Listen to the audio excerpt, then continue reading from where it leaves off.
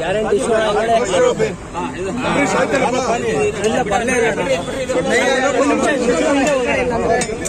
Sir ಹೋಗಿ sir ಹಿಂದೆ ಸ್ವಲ್ಪ ಇಲ್ಲಾಂದ್ರೆ ಅಲ್ಲಿಗಾದ್ರೂ ಹೋಗಿ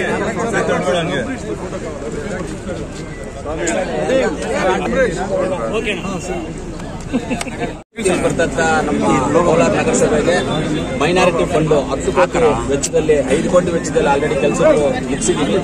ತಿರ್ಗಾ 5 ಕೋಟಿ ಮೈನಾರಿಟಿ ಫಂಡ್ಸ್ ಅಲ್ಲಿ 5 ಕೋಟಿ ಕೆಲಸವನ್ನು ಇವತ್ತು ಸ್ಟಾರ್ಟ್ ಮಾಡಿದ್ದೀವಿ. ಈ ರೋಡ್ ಮೊದಲು 2 ಸಲ 3 ಸಲ ಪೂಜೆ ಮಾಡಿ ಬಿಟ್ಬಿಟ್ಟು ಹೋಗಿದಾರಂತೆ ಎಲ್ಲ ಲೋಕಲ್ ಅವರು ಇರುವಂತ ಹಿರಿಯರು ಎಲ್ಲ ಹೇಳ್ತಾ ಇದ್ದಾರೆ.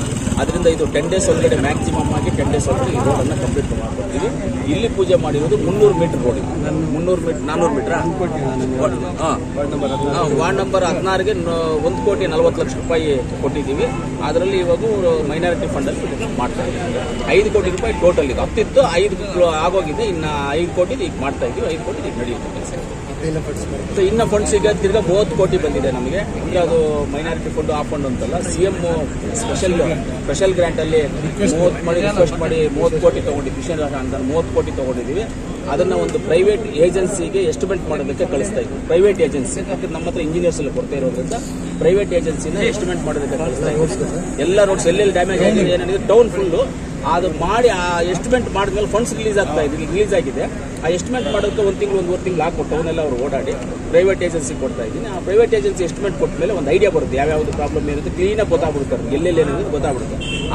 ಆದ್ಮೇಲೆ ಆ ಪ್ರೈವೇಟ್ ಏಜೆನ್ಸಿ ಆದ್ಮೇಲೆ ಅದಾದ್ಮೇಲೆ 30 ಕೋಟಿ ರೂಪಾಯಿ ಕೊಡ್ತಾರೆ ಇಷ್ಟ.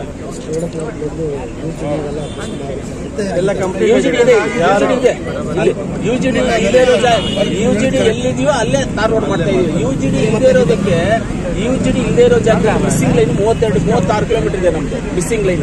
ಆ ಮಿಸ್ಸಿಂಗ್ ಲೈನ್ ರೆಡಿ ಮಾಡೋದಕ್ಕೆ ಪ್ಲಾಂಟ್ ಮಾಡೋದಕ್ಕೆ 64 ಕೋಟಿ ರೂಪಾಯಿ ಅನ್ನೋದು ಅದು ಟೆಂಡರ್ ಆಗಿದೆ. ಅದು ಮಿಸ್ಸಿಂಗ್ ಲೈನ್ಸ್ ಅದು ಪಾರ್ಟಿ ಟೆಂಡರ್ ಆಗಿದೆ. ಆ ಸಪರೇಟ್ 64 ಕೋಟಿ STP ಪ್ಲಾಂಟ್ ಮಿಸ್ಸಿಂಗ್ ಲೈನ್ 64 ಕೋಟಿ ಅದು. ಇದು ಒಂದು ಇವಾಗ ಮಾಡ್ತಾ ಇರೋದು 10 ಕೋಟಿ, ಅದ್ರಲ್ಲಿ 5 ಕೋಟಿ ಕೆಲಸ ಆಗಿದೆ. 5 ಕೋಟಿ ಮಾಡ್ತಾ ಇದ್ದೀವಿ. ಈಗ ನೆಕ್ಸ್ಟ್ 30 ಕೋಟಿ ಮಾಡ್ತೀವಿ. ಅದು ಪ್ರೈವೇಟ್ ಏಜೆನ್ಸಿ ಕೊಟ್ಟಿದ್ದೀನಿ. ಅವರು ಎಲ್ಲ ಪ್ಲಾನ್ ಕೊಟ್ಟ ಮೇಲೆ ವರ್ಕ್ ಸ್ಟಾರ್ಟ್.